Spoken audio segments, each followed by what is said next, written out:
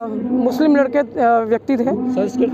संस्कृत ने पढ़ानी थी। आप चिल्लाते हैं कि वंदे मातरम नहीं गाते और वो पीएचडी करके आपको संस्कृत पढ़ाने आ रहा है, आपको उसको और उसको आप एक्सेप्टेंस नहीं दे रहे हैं, पर बाहर आपको सड़क पे वंदे मातरम चिल्वाना है। क्यों चिल्वाना है भाई?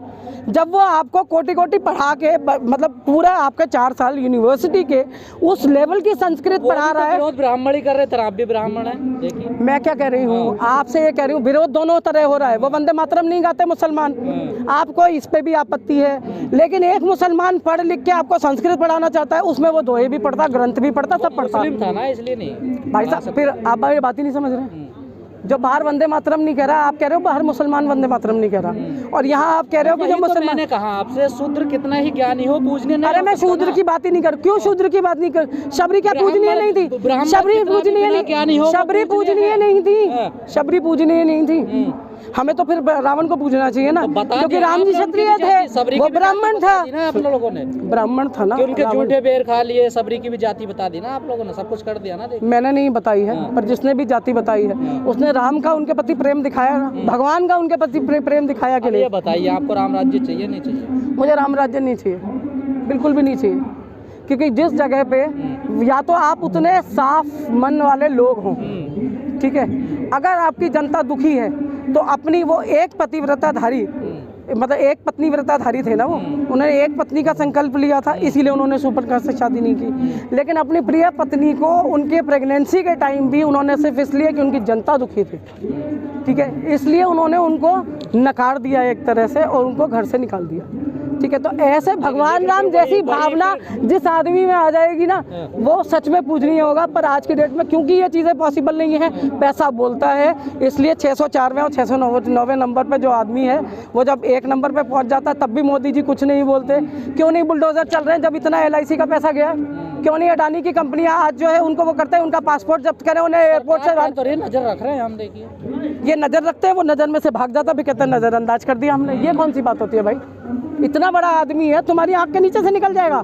आप लोग मुद्दा क्यों नहीं बना पा रहे? किस चीज का मुद्दा नहीं बना? ऐसा है जब ऐसे करके राहुल जी खड़े हुए थे ना, पोस्टर हाथ में लेके, हवाई जहाज वाला, अडानी जी के हवाई जहाज में मोदी जी थे ना, वही था ना, वही था, है ना। आज मोदी जी के साथ अडानी जी जाते हैं, तो व्यापार है, रोजगार है, एक ही आदमी कमाता रहेगा, बाकी जनता क्या करेगी?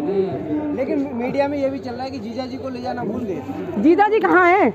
जीजा जी के खिलाफ तो 100 दिन में केस 100 दिन में केस होने वाला था, 100 दिन में वो जेल जाने वाले थे। कितने 100 दिन निकल लिए? यही तो कह रहे हैं पिछले, ये सब एक हैं। क्यों, कौन कह रहा है? ये सब एक है। तो फिर तो जीजा जी को भूल जाना चाहिए, फिर तो जीजा जी को भूल जाना चाहिए, तो जीजा जी का नाम ही नहीं आना चाहिए ना। 9 साल हो गए। मैं अगर अपने व्हाट्सएप पे भी जीजा जी लिखूंगी तो रॉबर्ट वाड्रा आएगा, नीरज देसाई नहीं आएगा, समझ रहे हैं आप? तो क्यों नहीं गए? ये तो जेल भेजने वाले हैं जीजा जी को। तो हो गई ना, अब तक जो है इतनी बार सबको ईडी करते रहते हैं, एक बार वहाँ भी भेजे, करिए ना अरेस्ट, किसने मना किया है? पर डरते हैं, क्योंकि जिस दिन जब ईडी पे हम बैंड बजा चुके हैं उनका, और बाकायदा खूब बुरे मन से तन्मयता से सुबह 7 बजे आते थे, वाटर कैनन के लिए हम नमक पानी के बोतल, बिल्कुल कर रही हूँ। इतनी हिम्मत है तो हाथ लगा के देख लें। आपको क्या लगता है ईडी में बिठा के राहुल गांधी से, सोनिया गांधी से सवाल किए थे? वो बैठी सोनिया जी, वो बैठे राहुल जी, सारा दिन यही पूछते रहे कि मैडम क्या खाएंगी, मैडम क्या पिएंगी। सारे कांग्रेसी पूरे देश भर के दिल्ली क्यों नहीं विरोध करे?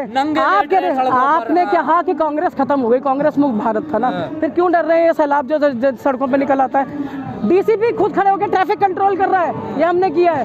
गोरिल्लाओं की तरह आए हैं कांग्रेसी, सुबह 7 बजे भी आते थे, 9 बजे भी आते थे, 11 बजे भी आते थे। विपक्ष की भूमिका भी नहीं निभाई जा रही, तो फिर आके बोलने की क्या जरूरत थी?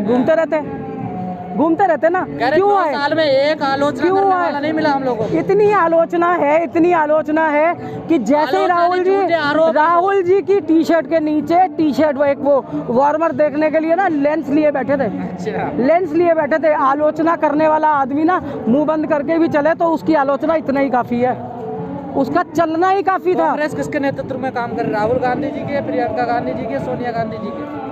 इस टाइम राहुल गांधी जी के नेतृत्व में नहीं कर रहे हैं, राहुल गांधी जी के साथ चल रहे हैं। नेतृत्व हमारा मल्लिकार्जुन खड़गे जी है, नए कांग्रेस अध्यक्ष है, और इसलिए उनके साथ में काम करने के लिए हर कांग्रेसी तैयार है। आप जो बातें करते थे ना कि कांग्रेस जो है, जिस दिन JP नड्डा जी को अचानक ही वो कर दिया कि तय हुआ है कि नड्डा जी ही जो है आपके अध्यक्ष रहेंगे। किसने तय किया? आपने वोट किया, आपने वोट किया, आप डेलीगेट थे, आपने वोट किया। लोकतंत्र है वहाँ पार्टी में। देखो उस लोकतंत्र को वो बाहर एंजॉय ना कराएं। हमें वोट देने की आदत है और हम वोट देके ही अपनी सरकार। धोखा दे गए पहले ही। किसके? आपके उम्मीदवार।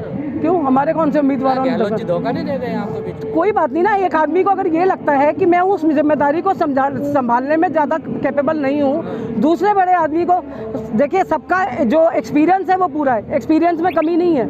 इसीलिए जब यहाँ से कोई छोटा से छोटा नेता भी जाता है ना, छोटे से छोटा नेता जाता है तो दूसरी पार्टियां वेलकम करती हैं और बड़े बड़े नेता आके उनको वो माला पटका पहना के उनका स्वागत करते हैं, क्योंकि नेता कांग्रेस ही बनाती है, बाकी सब दरिया बिछाते हैं। बीजेपी कार्ड क्या आप लोगों के पास? क्या चीज़? बीजेपी की कार्ड है आपके पास? बीजेपी की काट करने की क्या जरूरत है? बीजेपी अपनी काट खुद ही कर रही है। 40 साल और रहेगी ना अभी। किसने कहा है? अरे वही कहते हैं। देखिए कैसे? मोदी ही तो चेहरा है, कोई अमर होके नहीं आया है। पार्टी तो है जिस दिन ना। पार्टी कब से थी? पार्टी कब से थी? हमारे यहाँ तो हमारे कम से कम सीनियर नेताओं के पैर छूने का तो रिवाज है। यहाँ एक छूने पे विश्वास करते हैं आप लोग? क्यों? पैर छूने का रिवाज है। बड़ों के पैर नहीं छुए जाते? क्या बात कर रहे हैं आप? वो जिसके पीछे पीछे माइक लिए घूमते थे ये बड़े वाला भोंपू वाला, उसके पैर नहीं छुए इन्होंने। उस रथ पे चढ़ के कितनी बार पैर छुए, तभी तो यहाँ तक पहुँचे। उन्हें क्या पता था कि ये चरणों से धीरे धीरे आ रहा है, गला काट के मुझे अंदर बिठा देगा।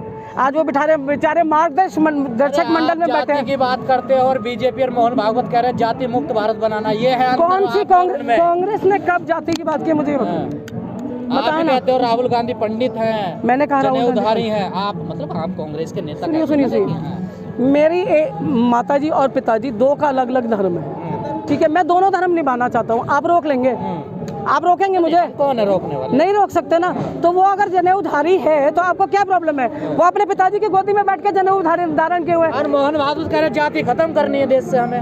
अरे तो लोग किसकी तरफ जाएंगे बताओ? मोहन भागवत ने कौन सी जाति खत्म करी? जाति मुक्त भारत बनाने की बात कर रहे हैं। कहाँ कर रहे हैं? जाति पंडितों ने बनाया है जाति। देखिए, पंडित को, आप पंडितों को तो ये मान के चलिए कि जो पढ़ रहा है वो पंडित, आप किसी का भी मान लीजिए, क्योंकि मोहन भागवत जी की बात में जितना भी तर्क है, जितना भी वो है, जब जिस दिमाग से उन्होंने बोला, सोच के ही बोला। मैं पहले भी बोल चुकी हूँ, दोबारा बोल रही हूँ। पंडित बन सकता हूँ, पंडित लगा सकता हूँ अपने आगे। लगाओ, पढ़ो और पंडित बनो, पढ़ो और पंडित बनो। ये जो बीजेपी के जितने तथाकथित वो हैं, आपके सीनियर नेता बैठे हैं जो खुद को हिंदुओं का ठेकेदार बनाते हैं, एक दिन बैठ के शास्त्रार्थ कर दीजिए उनसे, करिए शास्त्रार्थ, बुलाइए उनको। वो तो खत्म कर रहे हैं, उनसे नहीं कर सकते। ठेकेदार की बात कर रहे हैं तो बागेश्वर बाबा भी तो आते हैं ना इसमें। देखिए, मैं एक चीज़ जानती हूँ, चाहे वो बागेश्वर बाबा हो चाहे कोई भी हो, जिसकी जैसी श्रद्धा। दिल्ली दंगा याद है? दिल्ली दंगा याद है? पुलिस चौकी के साथ में एक दरगाह थी, ठीक है, तोड़ी और जलाई गई, ठीक है। दूसरे दिन की तस्वीर क्या थी कि एक सीधे पल्ले में बुजुर्ग महिला सीधे पल्ले में खड़ी हुई, उसके आगे हाथ जोड़ रही थी। मेरी आस्था जहाँ है मैं वहीं हाथ जोड़ूंगा, और मुझे अगर हर जगह आस्था है तो मैं हर जगह हाथ जोड़ूंगा। मैं दूसरे का अपमान अगर भी याद दिलवाती है। आप दिल्ली दंगा बताते हैं, वो हासिमपुरा बताते हैं मेरठ का, और वो उसके बाद आप एक मिनट मुझे एक बात बताते हैं। गोधरा याद दिलाते हैं, ईदगाह बताते हैं, गोधरा याद दिलाते हैं, ईदगाह की याद दिलाते हैं, हाशिमपुरा की याद दिलाते हैं।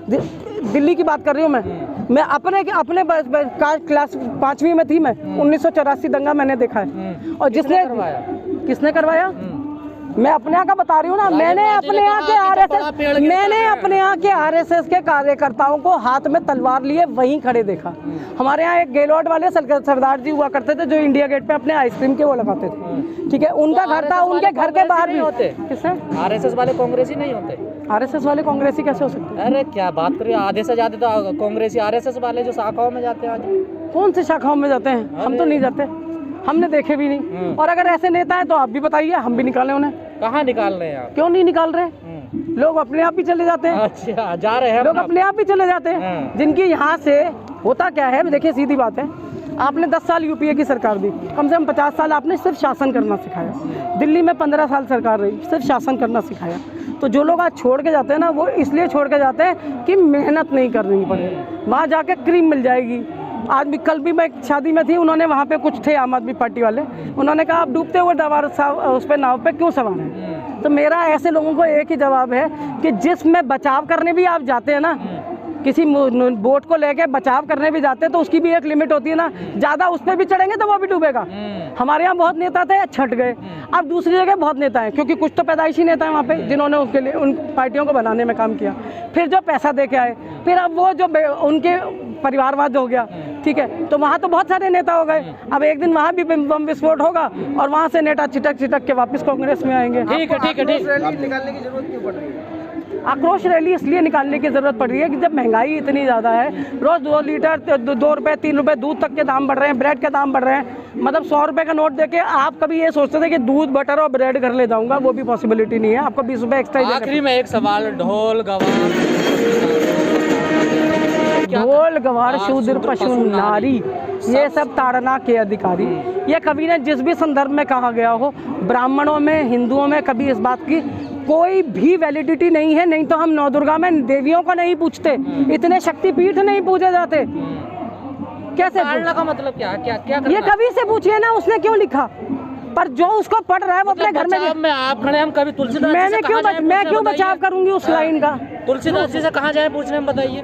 तो फिर जिसने उसका मतलब निकाल के आपको ये बताया कि ये गलत है, आप उसी से पूछो। तो महिला है ना, आपका भी जिक्र है उसमें, देखिए। मेरे को उसमें सीता दिखती है, मंदोदरी दिखती है, कौशल्या दिखती है, केकई दिखती है, दिखाई नहीं दे रही इसमें। मैं कहता रही हूँ, मैं निकिता चतुर्वेदी को भी देखूं तो मेरे साथ वहाँ कुछ गलत नहीं हुआ ना। तो महिला ताड़ना का मतलब क्या? अरे उस एक पंक्ति का मतलब आप कवि से पूछिए, उसने किस संदर्भ में कहा, मैं आपसे ये कह रही हूँ। कवि की किताब को तो धार्मिक पुस्तक बना दिया गया है। देखिए धार्मिक पुस्तक, कवि की धार्मिक पुस्तक है भाई साहब।